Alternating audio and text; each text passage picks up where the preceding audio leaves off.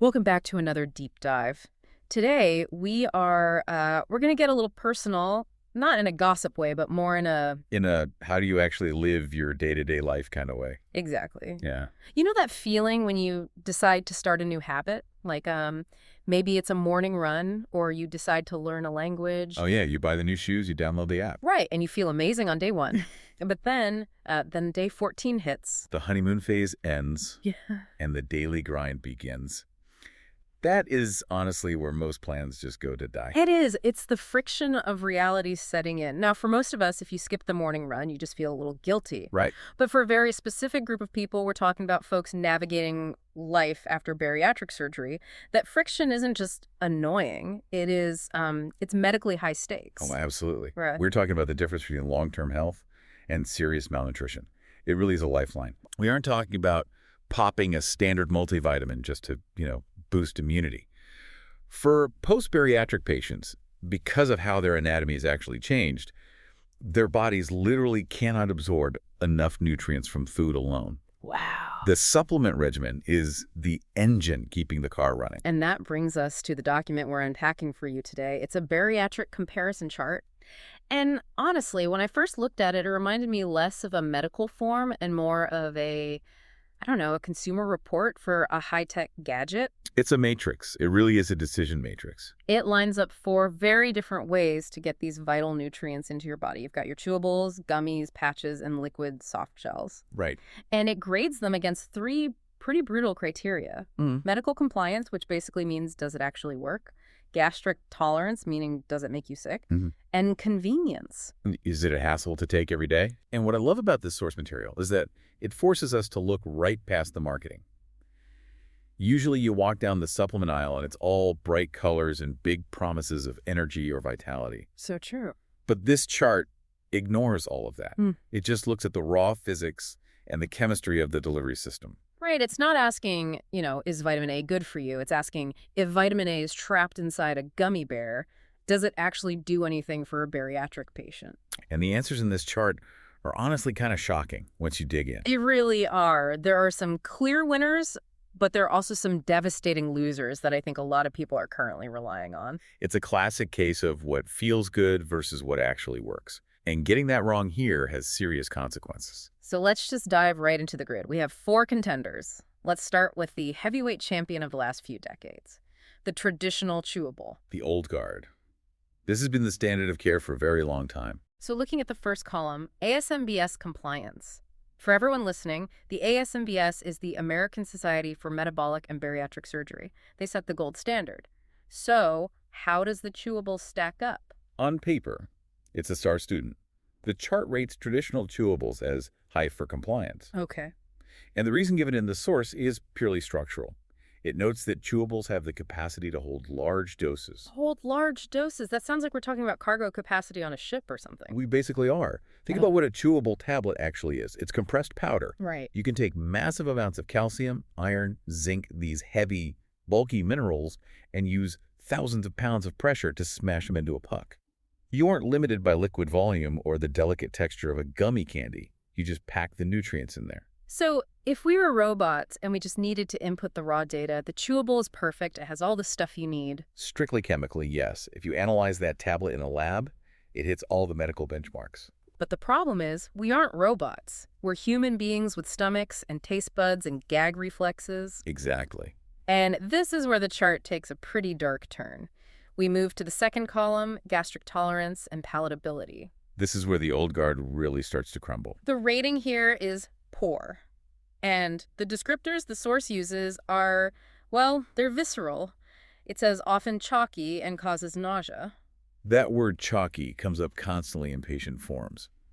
And it makes perfect sense when you think about it.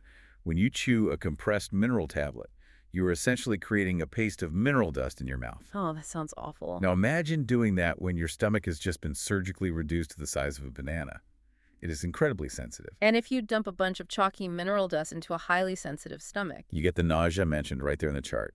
And this creates what we call the compliance paradox. the compliance paradox. Right. The pill has high compliance because the vitamins are physically present in the tablet. But if the patient is so nauseous that they dread taking it, or they start skipping doses to avoid feeling sick. Is it actually effective anymore? Exactly. The best vitamin in the world is completely useless if it stays in the bottle. And the chart reinforces this when we look at the third column, convenience. It rates the chewable as low. Because it often requires 3 to 4 per day, according to the source. 3 to 4 times a day. Think about that daily schedule. You have to psych yourself up to chew this chalky, nausea-inducing tablet at breakfast, then again at lunch, then again at dinner. It becomes a central part of your day, but in a totally negative way. It's a constant, unpleasant reminder of being a patient. It requires a massive amount of willpower. And willpower is a finite resource. Yeah, if you burn it all just forcing down your supplements, you have less energy left for your diet, your exercise, your mental health. So naturally, people look for an escape hatch. They want something that doesn't feel like a punishment. And that brings us to the second row of the chart, which I honestly feel is the most popular format in the world right now, gummy vitamins. Ah, yes, the sweet trap. I mean, I get it. I walk down the aisle and I want the gummies too. They look fun. And according to our chart, that is their main selling point. Under gastric tolerance and palatability, gummies are rated high. And look at the specific note the source provides right next to that rating. Tastes like candy. Tastes like candy. Of course, user satisfaction is high. It's sugar, gelatin, and flavoring. Right. It dissolves easily. There's no grit, no chalk. Psychologically, taking it feels like a reward, not a medical procedure. If I'm a patient who has been gagging on chalky chewables for 6 months and I see a bottle of gummies that taste like peach rings, I am switching immediately. I'm thinking, problem solved. I'm still taking my vitamins, but now I'm actually happy about it. And that right there is the dangerous assumption. Because you have just walked into a nutritional minefield. Look at the ASMBS compliance column for the gummy. Yeah, it says very low. Very low. Yeah.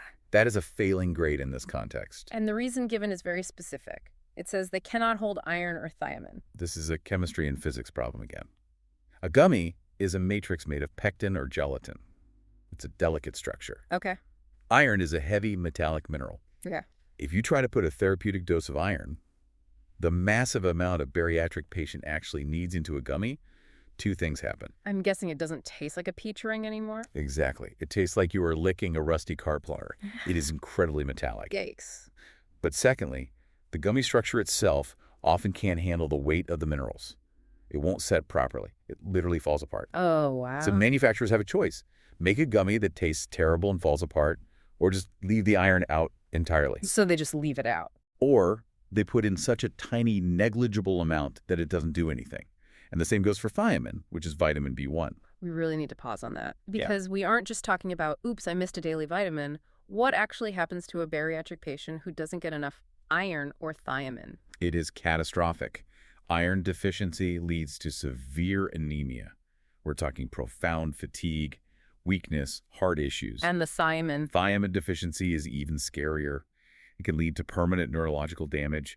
We are talking about serious, life-altering conditions here. So the candy taste is essentially a mask. You are trading the nausea of the chewable for actual, literal malnutrition. Precisely. You feel better in the moment because you aren't gagging on chalk dust, but chemically, you are starving your body of what it needs to function. And the convenience rating for gummies is only moderate anyway. Right, because since you can't pack much nutrition into a single gummy, you usually have to eat a handful of them every day just to get even the basic baseline vitamins. So you're trading the chalk for a bag of candy, but missing the medical benefit entirely.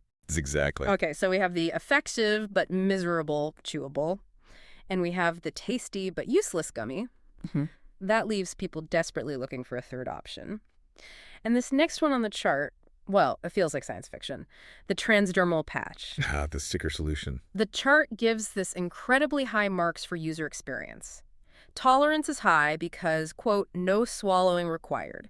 And convenience is high because you just stick it on your arm. It is the ultimate seduction. If you hate swallowing pills, which many people do, even without having had surgery, this looks like a miracle cure. Yeah. You bypass the stomach entirely. No nausea, no chalky taste, no complex daily schedule. Just set it and forget it. It sounds perfect. Almost too perfect. And when something sounds too good to be true in medicine, Let me guess. We need to look at the compliance column again. what does the data actually say? It's stark. It just says 0. Zero. Not low, not poor, just 0. And the note in the source is categorical, not recommended by ASMBS. Wow. So according to this chart, putting a vitamin patch on your arm does what exactly? In the context of meeting these specific bariatric medical standards, it does effectively nothing. How is that even possible? We have nicotine patches that work. We have motion sickness patches. Why wouldn't a vitamin patch work? It comes down to molecular size and the biology of human skin. The skin is an incredible organ, but its primary job is to be a barrier. It was designed by millions of years of evolution to keep things out. Right. It's a gatekeeper. Exactly. Nicotine is a tiny molecule. It can slip right through the gates. Mhm. But vitamins, minerals like calcium, these are massive complex structures. And bariatric patients need massive doses of them. Exactly. Trying to push heavy grams of calcium through the skin barrier, the technology just isn't there yet. So if you are using the patch, you are essentially buying an expensive placebo. You are checking the mental box of, I took my vitamins today, Right. without actually getting any of those vitamins into your bloodstream. You are prioritizing the convenience of the sticker over the biological reality of absorption. That is actually terrifying. Because if you don't know this chart exists and you just see a targeted ad for a vitamin patch, you might think you're being super responsible. That's exactly why we do these deep dives, to look at the raw data behind the slick marketing. Because in this case, the easy way is the completely ineffective way. Okay, so I'm looking at this grid and I'm starting to get a little depressed on behalf of the patients.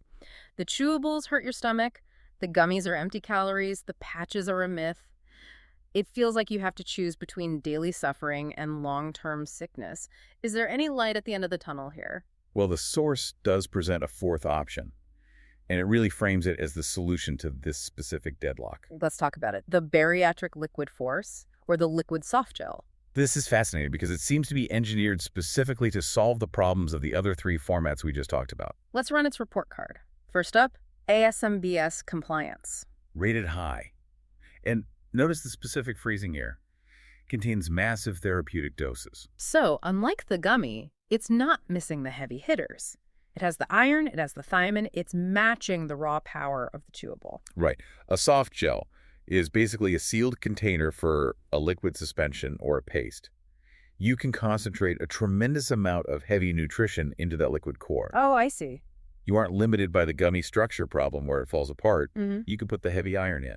You can put the thiamine in. Okay, so it absolutely works on paper. But what about the chalk problem? Let's look at gastric tolerance and palatability. Rated excellent. Right. Better than the gummies?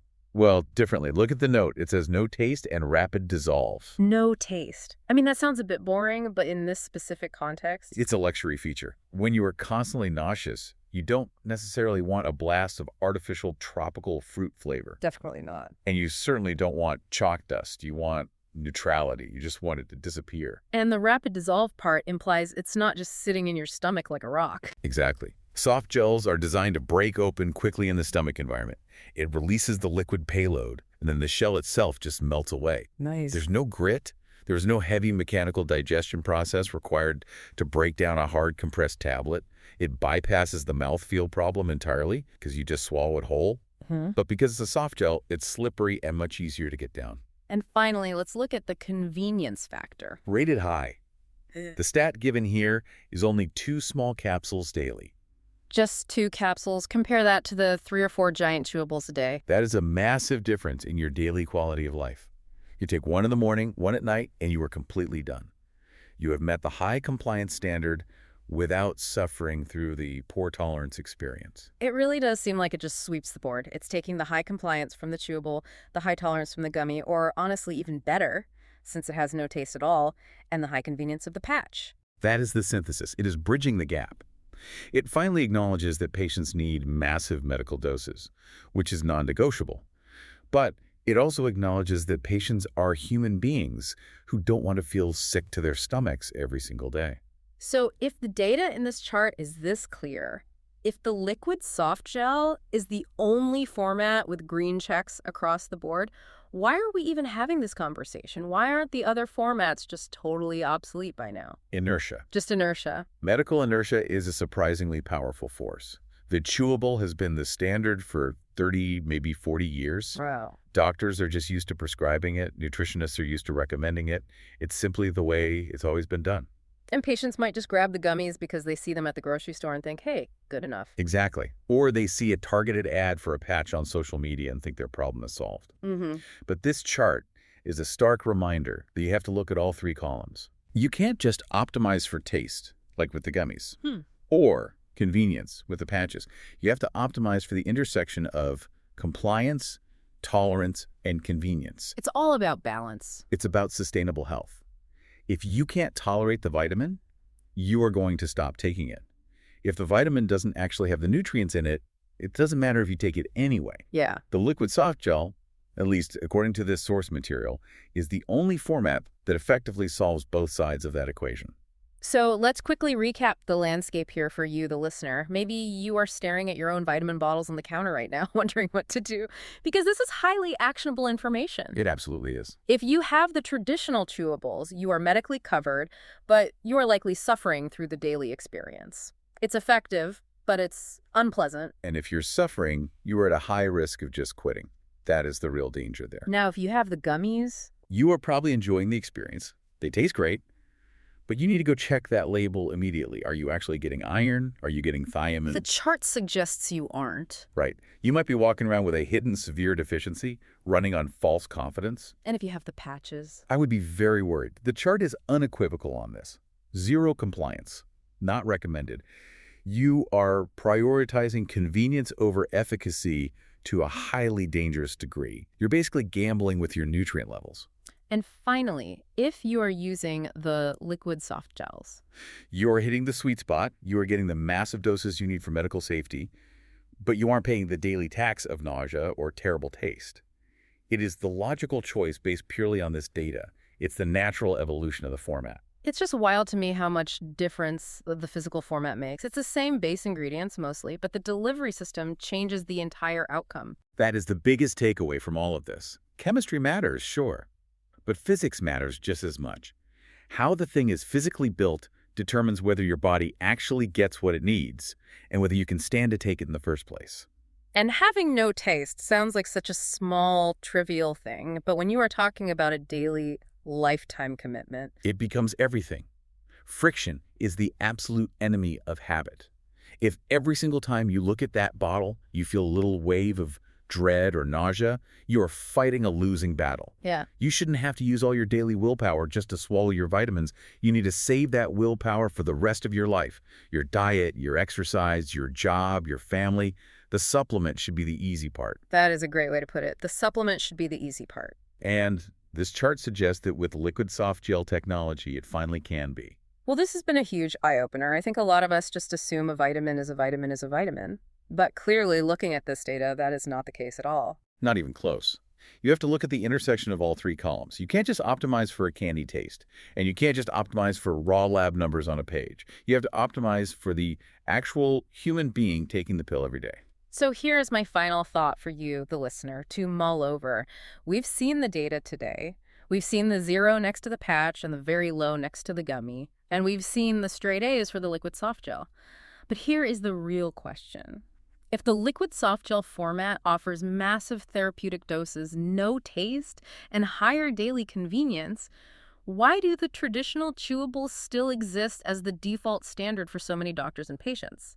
Is it just stubborn habit? Is it a total lack of awareness that this chart even exists? Or is it that we've culturally just accepted that medicine is supposed to taste bad? That is a fantastic question worth asking your own provider next time you see them. Definitely. Go check your labels, check your supplement format, and don't be afraid to ask those tough questions. Thanks for diving deep with us today. Stay curious, everyone. See you next time.